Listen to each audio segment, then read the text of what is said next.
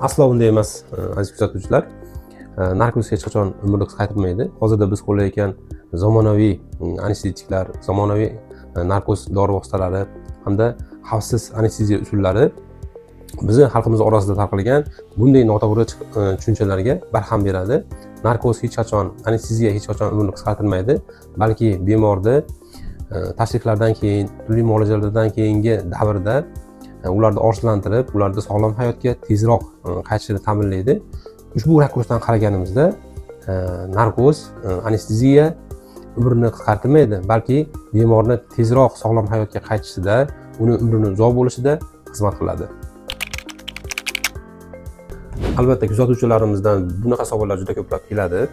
Albatta bizning jarrohlik amaliyotimizda narkoz ko'tara olmaydigan holatlar, umuman operatsiya ko'tara olmaydigan holatlar uchrab turadi, lekin bu unaqa juda ko'pni tashkil etmaydi, ko'pchilik holatlarni tashkil etmaydi.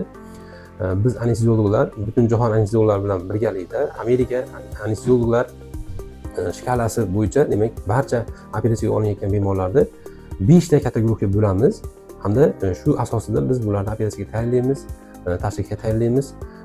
Agar sizda ushbu holat bo'yicha to'liqroq ma'lumot olish istasangiz, quyidagi silka orqali keling. Biz har bir holat yuzasidan batafsil tushuntirish berib o'tamiz. Demak, hozirda ushbu bemorlar odatda tashrifdan keyingi dastlabki 48 soatda juda kuchli og'riq sezishadi. Biz ushbu og'riqlantirish maqsadida ushbu bemorlarni adekvat og'riqlantirish maqsadida UZI nazorati ostida regional son hamda o'tirg'ich nervlarini blogadasini amalga oshiramiz.